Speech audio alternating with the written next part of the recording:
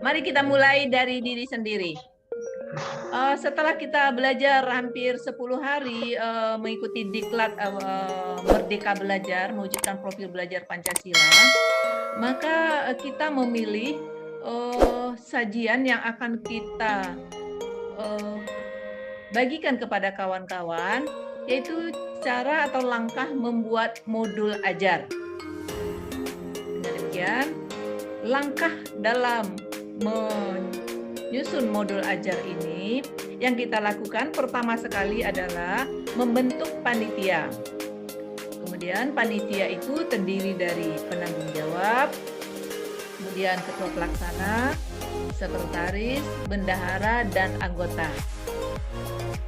Seterusnya, yang panitia yang kita bentuk ini nanti bertanggung jawab menyusun susunan acara in-house training. Kemudian menyiapkan undangan untuk narasumber, menyiapkan daftar hadir narasumber dan daftar hadir peserta.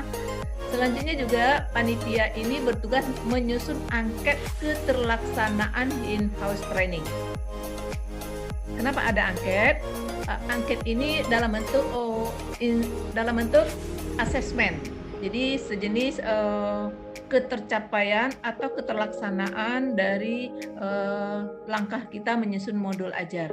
Di mana nanti kelemahan-kelemahannya nanti kita evaluasi setelah proses in-house training dan akan kita perbaiki pada kegiatan in-house training berikutnya. Setelah selesai seluruh kegiatan, maka tugas panitia adalah menyusun laporan pelaksanaan in-house training. Di situ mungkin nanti muncul asesmen tadi, di mana titik lemah, di mana kekuatan kita. Di situ nanti menjadi pedoman kita dalam kegiatan in-house training berikutnya. Selanjutnya Bapak dan Ibu, menyusun modul ajar profil Pancasila ini, sasaran kita yang pertama adalah seluruh guru mengetahui tujuan, konten, proses, dan evaluasi pelatihan in-house training menyusun modul ajar. Selanjutnya, kita harapkan seluruh guru, baik secara individu maupun berkelompok, mampu menyusun modul ajar. Dan sasaran berikutnya, sasaran yang kita harapkan dari kegiatan in-house training adalah seluruh guru, baik secara individu maupun berkelompok, mampu mengimbaskan cara menyusun modul. Jadi setelah teman-teman kita mampu menyusun modul, kemudian teman-teman kita juga kita harapkan mampu mengimbaskannya baik di dalam lingkungan sekolah kita maupun nanti ke sekolah lain di kegiatan MGMP misalnya. Nah, itu harapan kita. Selanjutnya, dalam menyusun modul ajar, tentu saja kita berpedoman pada alur tujuan pembelajaran yang sudah kita pelajari. Kita sudah mempelajari alur tujuan pembelajaran. Nah, sekarang setelah alur tujuan pembelajaran kita pahami, maka kita menyusun kerangka modul ajar. Nah, kerangka modul ajar ini terdiri dari 3 komponen utama. Yang pertama itu informasi umum.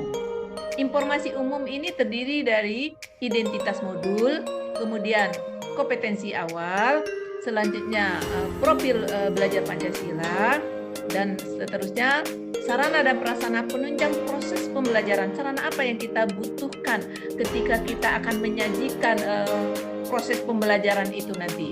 Dan selanjutnya adalah target kita adalah peserta didik. Nah, target peserta didik ini peserta didik seperti apa? Apakah peserta didik yang cepat, yang lambat, yang sedang, atau yang slow? Jadi juga ini menjadi prioritas teman-teman kita dalam menyusun modul ajar, dan ini tergambar dalam informasi umum. Jadi teman-teman kita guru sudah memiliki kompetensi dalam menentukan target peserta didik ini. Kemudian yang F adalah model pembelajarannya apa? Kalau masa pandemi mungkin model pembelajaran daring. Kalau kita sudah aman, misalnya sudah masuk ke zona kuning atau zona hijau, berarti luring. Nah, itu juga harus dipaparkan di dalam informasi umum modul ajar kita. Nah, itu nanti yang menjadi fokus kita sebagai kepala sekolah untuk membidik modul ajar yang ditulis oleh teman-teman kita guru.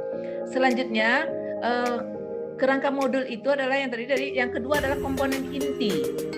Kalau tadi informasi umum, sekarang ada komponen inti. Nah, dalam komponen inti ini ada 5 indikator pokok yang ada di sana. Yang pertama adalah tujuan pembelajaran. Selanjutnya adalah pemahaman bermakna. Jadi setelah kita tetapkan tujuan yang akan dicapai oleh peserta didik dalam satu fase pembelajaran, kemudian kita dituliskan di sana pemahaman bermakna. Apa yang akan diperoleh oleh peserta didik kita setelah mereka mempelajari satu komponen pembelajaran atau satu fase pembelajaran. Apa yang mereka pahami di satu tujuan pembelajaran itu. Kalau di kurikulum 2013 mungkin 1 KD Pak ya. Jadi 1 KD itu apa yang akan dipahami oleh peserta didik kita. Kemudian ada pertanyaan memantik, artinya pertanyaan yang memotivasi siswa untuk mendorong mereka untuk apa mereka belajar ini. Apa yang akan mereka rasakan setelah mereka belajar ini? Apa bekal mereka sebelum mereka masuk kepada materi ini? Kemudian ada di sana kegiatan pembelajaran. Selanjutnya asesmen tentang pelaksanaan atau proses pembelajaran yang sedang dilaksanakan. Jadi asesmen yang sudah kita pelajari ada 3. Jadi ada asesmen diagnosis, ada asesmen formatif, dan ada asesmen sumatif. Jadi ini yang menjadi pokok kita di sini adalah asesmen formatif. Asesmen formatif, kemudian nanti terakhir nanti mungkin ada disusun oleh teman-teman kita adalah asesmen sumatif. Apakah asesmen sumatif ini yang terakhir nanti bisa menjangkau atau bisa mewakili seluruh tujuan pembelajaran kita apa tidak, itu juga menjadi fokus kita sebagai kepala sekolah melihat asesmen yang disusun oleh teman-teman kita guru. Seterusnya kerangka ajar berikutnya adalah yang terakhir adalah lampiran. Di lampiran ini terdiri dari lembar kerja peserta didik, seterusnya bahan bacaan guru dan peserta didik, itu juga harus dipaparkan di sana sebagai bentuk pertanggungjawaban kita secara ilmiah di dalam menyusun modul ajar. Kemudian di situ juga ada glosarium.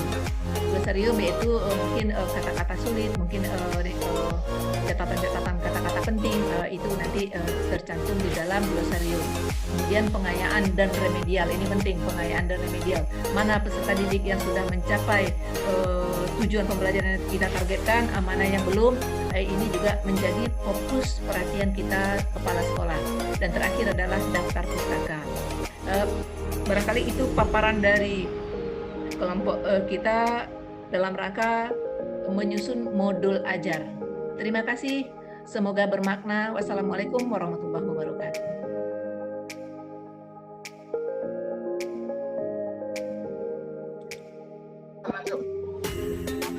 Baik, Bapak dan Ibu, setelah kita paparkan tentang langkah menyusun modul ajar, barangkali ada hal-hal yang perlu dilengkapi atau ditambahkan oleh Bapak dan Ibu anggota kelompok kita. Kita persilakan, kita buka 2 pertanyaan saja. Kita persilakan ke Bapak, siapa duluan?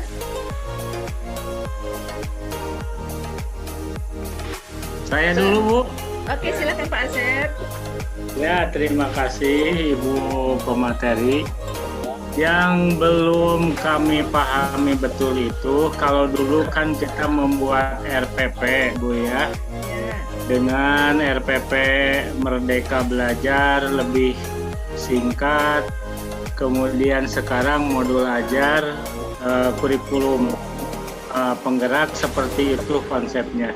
Yang menjadi pertanyaan Ibu berkaitan dengan modul ajar, apakah modul ajar dibuatnya per pertemuan atau per per materi pembelajaran, atau kalau dulu per KD gitu Bu ya? Iya. Karena di sana tidak dicantumkan ketika pembelajaran itu berapa menit untuk satu pertemuan. Itu saja barangkali Ibu. Terima kasih Pak. Barangkali setelah kita mempelajari modul-modul yang disajikan oleh pemateri kita pada pertemuan-pertemuan sebelumnya, dan kita coba membaca dari contoh modul yang disajikan oleh Kemendikbud, itu modul itu kita susun per materi. Jadi disajikan, jadi guru kita, karena kalau kita sekaligus itu mungkin juga menyulitkan guru kita, karena ini juga hal baru. Barangkali bimbingan kita kepada guru-guru kita adalah kita buat permateri dulu, karena ini suatu hal yang baru, RPP yang lebih lengkap ya, lebih sempurna. Jadi kita bimbing satu-satu materi, selesai satu materi nanti disajikan oleh guru kita, kemudian dievaluasi, kita lanjut ke materi berikutnya. Kalau saya pikir itu lebih efisien Pak, daripada kita menyusun sekaligus, itu terlalu memberatkan, tidak merdeka nanti guru kita. Jadi kita merdekakan guru kita sambil terus kita mendampingi guru kita dalam menyusun materi-materi berikutnya. Kita minta juga guru kita berkolaborasi supaya tidak terlalu memberatkan kawan-kawan kita, guru kita dalam menyusun modul ajar ini. Barangkali itu jawaban yang bisa saya berikan Pak. Terima kasih. Ya, terima kasih Ibu. Siap. Mantap. Pertanyaan berikutnya. Silakan Pak Admadi, mungkin ada yang perlu kita diskusikan dalam forum ini. Terima kasih Bu, rasanya mantap sekali presentasi Bu sore hari ini. Selamat untuk menutup tugas kegiatan hari ini kan, ini hari ke-9. Hanya di dalam kerangka modul ajar, itu saya yang belum memahami tentang asesmen. Asesmen itu kan ada 3 kan gitu Bu. Yang pertama itu diagnostik, yang kedua formatif dan sumatif. Nah, yang diagnostik ini sifatnya apakah guru mata pelajaran itu melakukan tes diagnostik atau tes diagnostik itu untuk satu tingkat. Hasilnya untuk guru mata pelajaran masing-masing. Karena di sekolah kami begini Bu, setiap awal tahun ajaran kelas 7 itu diselenggarakan tes dengan mendatangkan dari ahli BK, itu dari UNP, itu termasuk tes diagnostik dan tes-tes yang lain, speed test dan lain sebagainya. Jadi di situ sudah tergambar. Berarti siapapun guru yang akan menggunakan, mungkin dari segi guru matematika, itu kan ada kemampuan kognitifnya kan gitu. Jadi di sini pemahaman kita di sekolah penggerak ini asesmennya itu yang seperti apa? Apakah yang seperti yang saya sebutkan tadi atau yang asesmen yang dibuat oleh guru mata pelajaran? Kira-kira seperti itu. Ya baik. Sejauh pemahaman dan pengalaman yang juga sudah pernah kita terapkan di sekolah, kalau asesmen diagnostik ini itu berkemungkinan ini dibuat semenjak awal ya. Jadi untuk seluruh mata pelajaran. Jadi kondisi anak dari awal itu kan kita lakukan wawancara maupun kita melakukan diagnostik bersama pakar psikolog misalnya. Itu kan ini ujungnya nanti kan kita menentukan gaya belajar siswa kita. Jadi gaya belajar siswa kita tercermin di situ. Nah itulah nanti yang kita paparkan kepada teman-teman kita guru. Ini loh dalam kelas A ini sekian anak gaya belajarnya adalah taktil. Sekian persen gaya belajar anak adalah audiolingual, sekian persen audiovisual. Jadi kawan-kawan dalam mempersiapkan modul ajarnya, media pembelajarannya sudah siap dengan kondisi yang seperti ini. Jadi saya pikir bukan untuk seluruh guru, tapi yang untuk seluruh guru adalah yang pas itu adalah formatif. Jadi setiap guru mata pelajaran siap untuk memberikan, membuat asesmen formatif. Kalau diagnostik itu kepala sekolah kita yang bertanggung jawab. Itu Pak ya. Siap. Barangkali itu jawaban saya Pak. Terima kasih. Assalamualaikum warahmatullahi wabarakatuh. Waalaikumsalam warahmatullahi wabarakatuh. Ada lagi Pak yang perlu kita diskusikan?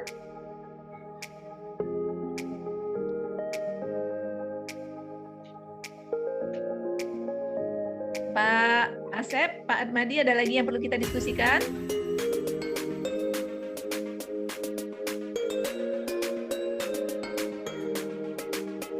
Oke, rasanya sudah cukup Bu, cukup jelas. Mudah-mudahan ini bermanfaat pertemuan sore hari ini. Amin ya rabbal Untuk Pak Asep mungkin. Amin. Silakan di record Bu. Ya.